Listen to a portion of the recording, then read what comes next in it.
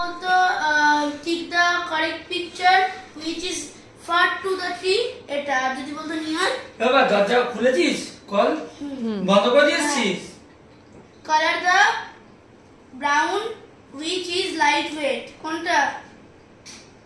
এটা light weight. এটা কি কালার করতে হবে? ব্রাউন। হাতির থেকে মাংকি মানে ভারী হেভি নাকি লাইট? Light weight. ঠিক আছে।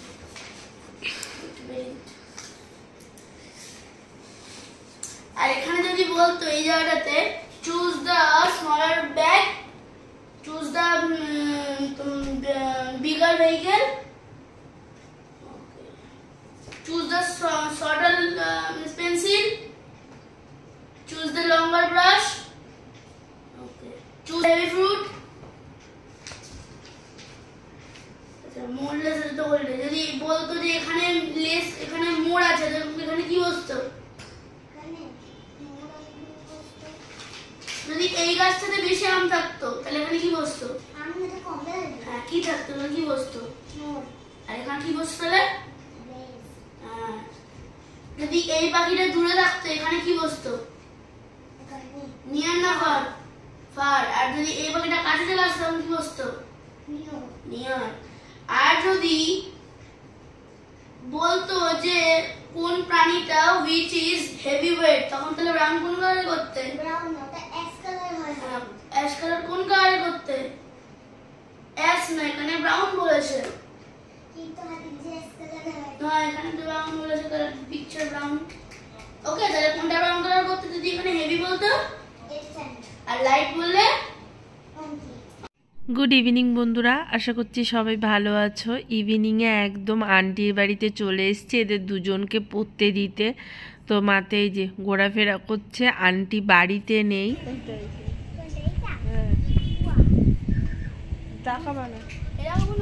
ওটা কি ও জানো?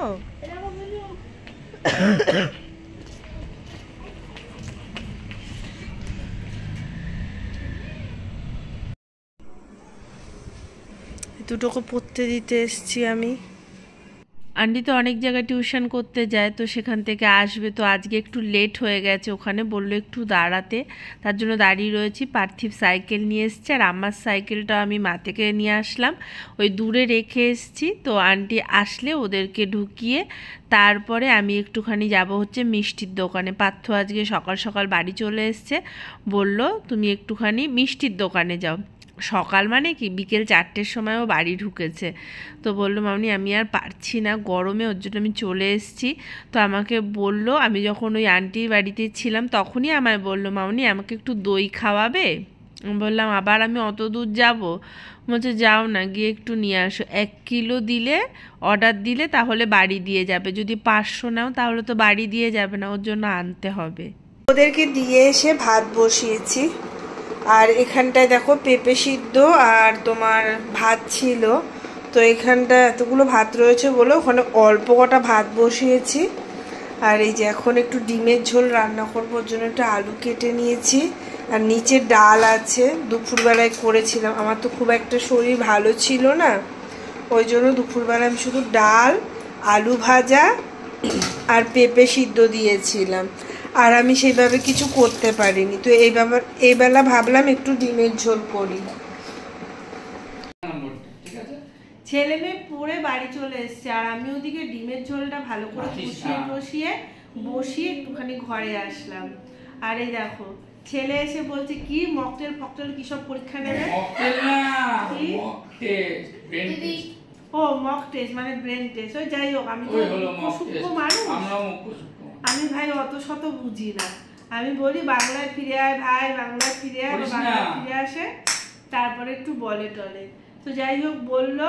আর আমার বরটি গেছিলেন দোকানে, একটুখানি একটা ডিমের ট্রে আর একটুখানি বড় বড় ওই যে পাঁপড়গুলো হয় না, ওই যে মাধুরী পাঁপড়, ওই আনতে বললাম।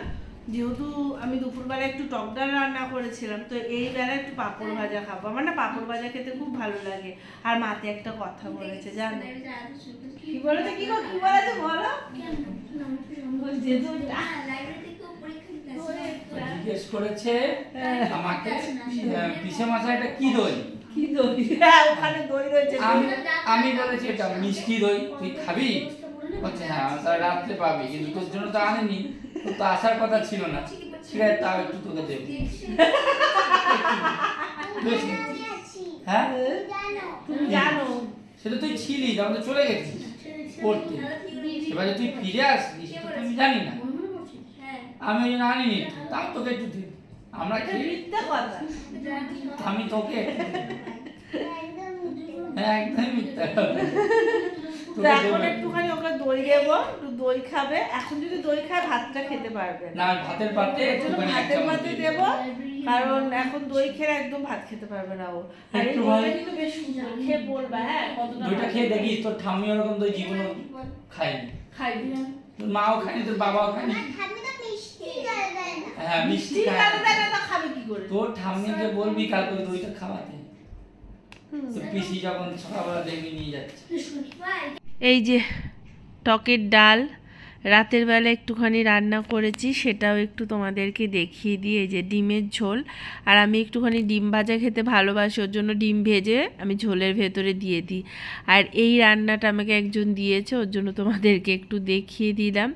আর এই যে এখন ভাত খেতে বসবো। পেঁপে সেদ্ধ তো ভাতের মধ্যে ছিল, আমি একটা আলু ভাতে দিয়ে দিয়েছিলাম।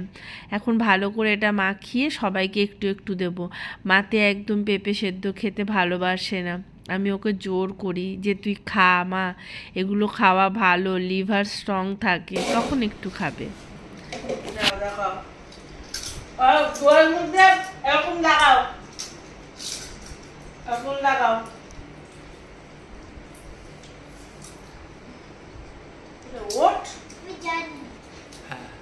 তোর দইটা খেয়ে কেমন লাগছে বল? তোর ঠাম্মি এরম দই খাওয়ায়? টক দই আর টক দই। এই তোর ডিম্মি খাওয়ায়? খাওয়ায়। এই তোর মা খাওয়ায়?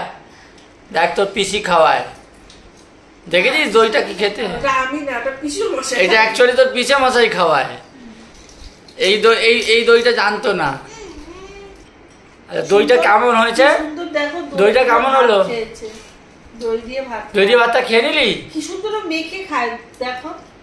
দই দিয়ে মেখে ভাতটা খেয়ে নিলি? কালকে গিয়ে বলবি ঠাম্মা এরকম দই এনে খাওয়াবে তো। পিসি আমার কালকে একটা হেভি দই খাইয়েছে। বড় মামা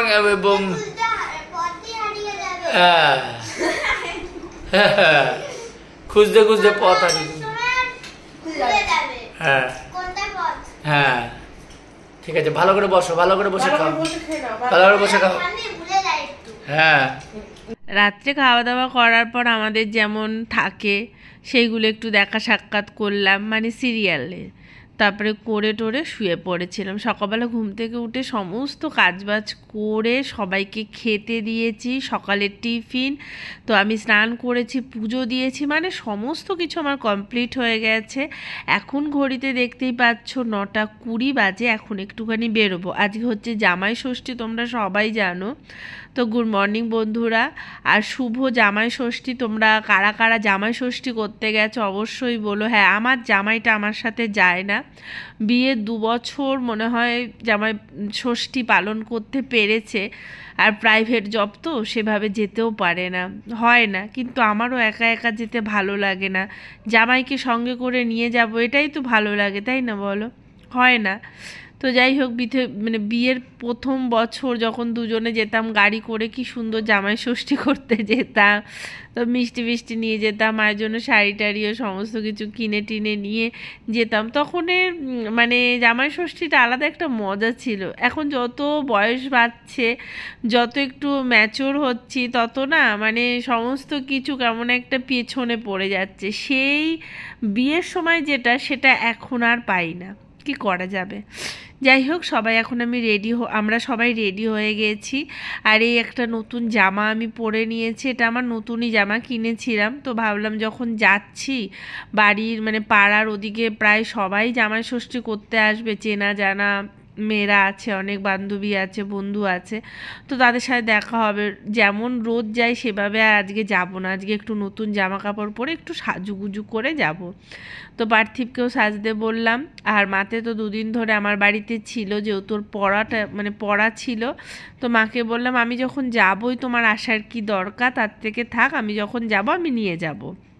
আর আজকে আবার কোয়েলের হাফ ক্লাস আছে, ওর জন্য ওকে স্কুল যেতে হবে, ওর জন্য একটু তাড়াহুড়ো করে বেরোচ্ছে। ও 10টার আগে আমি বাড়িতে ঢুকে যাব, তো ও 10:15-তে বাড়ি থেকে বেরোবে। তো খাওয়া দাওয়া হয়ে গেছে, শুধু বইটা নেবে, জামা কাপড়টা পরবে, ও স্কুলের দিকে রওনা দেবে।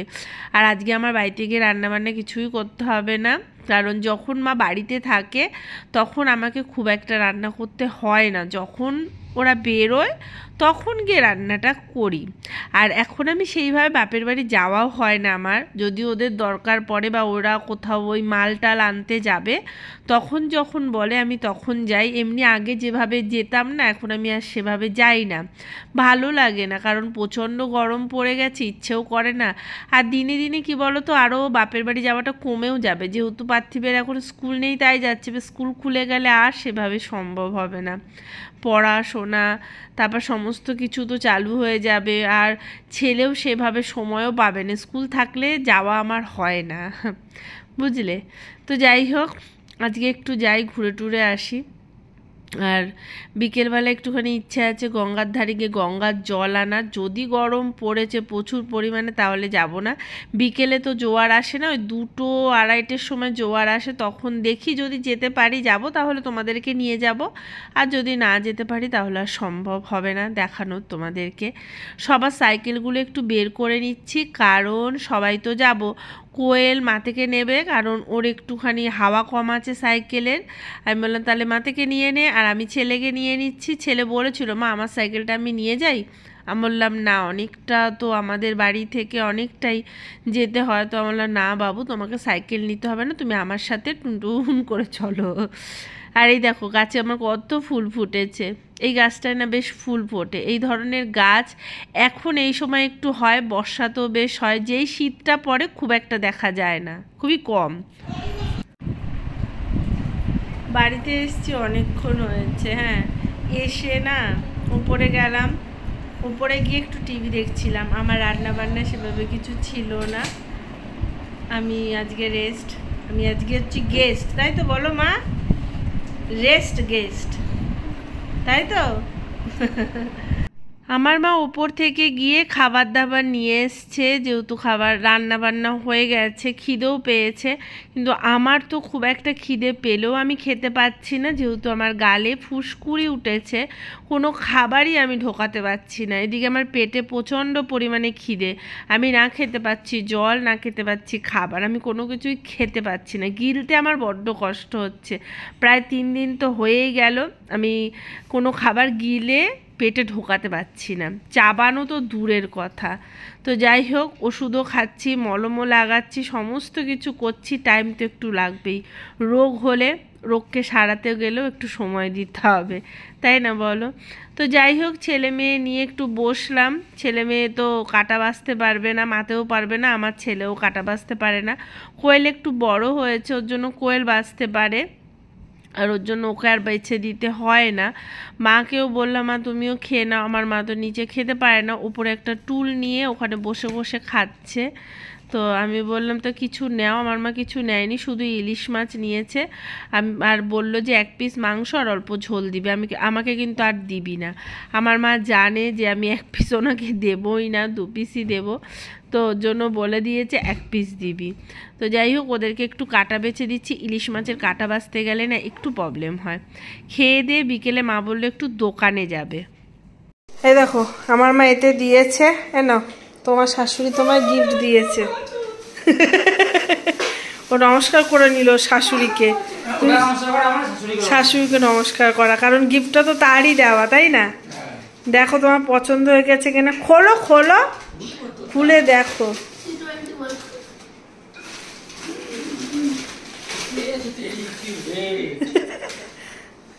থালাটার ওয়েট আছে বলো, বাটিটারও ওয়েট আছে, একদম কাদা উঁচু থালা। তুমি তো কাদা উঁচু যারা পছন্দ। তোমার রান্না দিয়েছে তোমাকে, আমার শাশুড়ি দিয়েছে আমাকে। তোমার তো একটা ঝাল হয়েছে, থালা একটা বাটি। পছন্দ হয়েছে তোমার? হেভি হয়েছে, খুব সুন্দর। তুই বলে দা, আমার মা তো ভিডিও দেখে। না সিরিয়াসলি বলছি, এইগুলো হচ্ছে মূল্যবান বা এর কোনো মূল্য হয় না, মূল্য না সত্যিই তাই, এর কোনো জামা প্যান্ট হ্যাঁ ওই তো পড়তেই থাকে, এগুলো হচ্ছে চিরজীবনের জন্য। হ্যাঁ, যতদিন বেঁচে থাকবে আমি ততদিন শাশুড়ি মা দিয়েছিল। না তোমাকে বলেছে মা, আমি মানে ওকে যতদিন ও খাবে ততদিন ওকে এই থালাতেই খেতে দিবি বলেই দিয়েছে। আমি তোমাকে এতেই খেতে দেবো কিন্তু। হ্যাঁ, কাঁসার থালায়। এটা হচ্ছে একটা অমূল্য সম্পদ, মানে একটা অ্যাসেট হয়ে গেল। ভালো হয়েছে, আশীর্বাদও বলতে পারো। আশীর্বাদও বলতে পারো। যাই হোক, খুব ভালো হয়েছে, খুব ভালো। আপনি অনেকদিন বাঁচুন, প্রত্যেক বছর একটা করে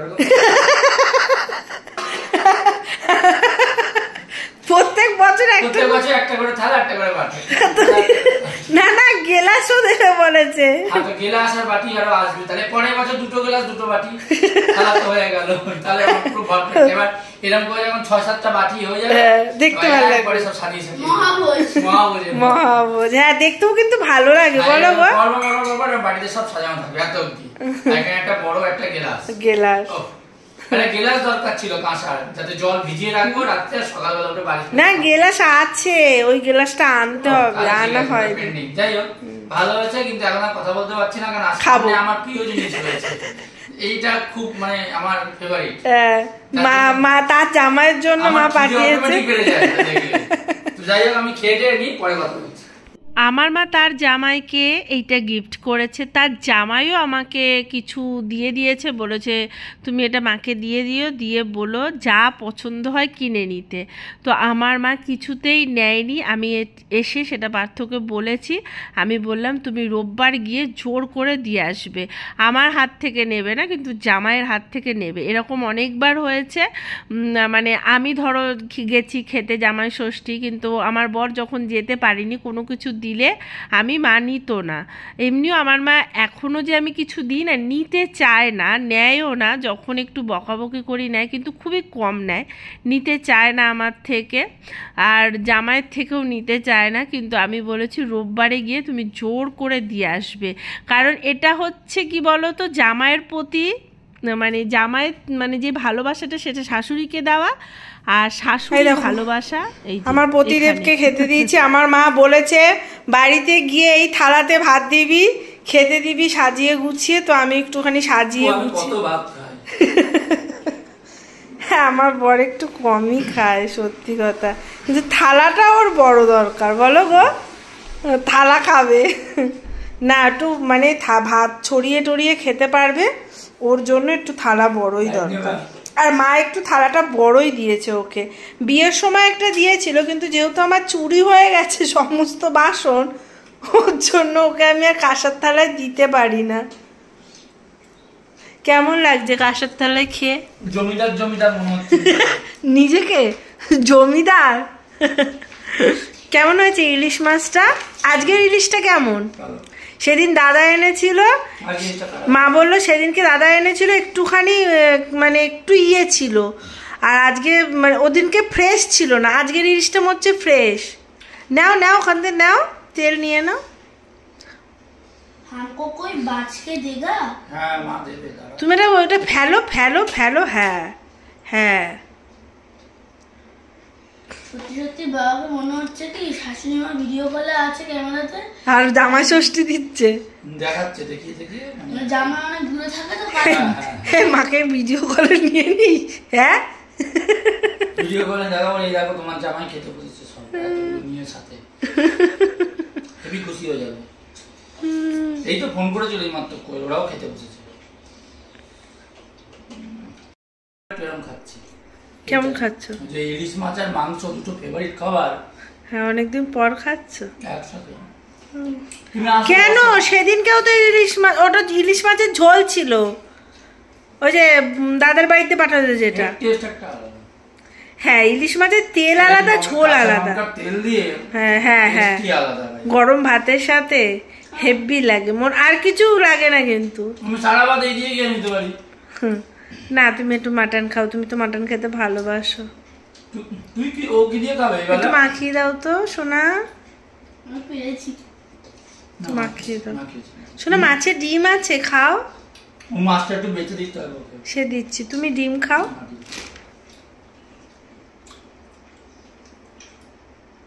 Just beautiful. ডিম খেয়েছো? I love it. ভালো। এই যে এখানে আছে এই মাছটা। মাটন নাও। এই মাছের ডিম আছে। এই নিয়ে আমি 3খানা মাছ খেলাম। ভালো তো, খাও।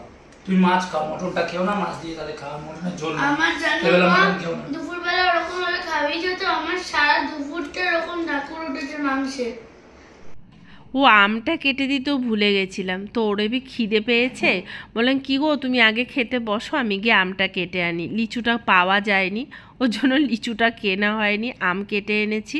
পার্থ 2-3 পিস খাবে, কারণ যেহেতু ও মাটন আর ইলিশ খেয়েছে ওর জন্য খেতে পারবে না, আর এমনিও খুব একটা খেতে পারে না। কিন্তু হ্যাঁ, খুব সুন্দর করে সাজিয়ে গুছিয়ে ওকে দিলেও খুব তৃপ্তি করে কয়েকটা জিনিস হয়তো খায়, কিন্তু ওটাকে খুব ভালোবাসে কেউ একটু সাজিয়ে গুছিয়ে দেবে। ওর জন্য ওর যখন বার্থডে হয় না, তখন আমি খুব চেষ্টা করি সুন্দর করে গুছিয়ে দেওয়ার। যবে থেকে ওর জীবনে আমি এসছি তবে থেকেই দেওয়ার চেষ্টা করি, মানে বিয়ে করে, বুঝলে। তো চলো আজকের মতো ভিডিওটা আমি এখানে এন্ড করছি। কেমন লাগলো অবশ্যই কমেন্টে জানিও। কাল দেখা হচ্ছে, আর আমার মায়ের গিফটটা কেমন হয়েছে অবশ্যই বলো। তো চলো, গুড নাইট, টাটা।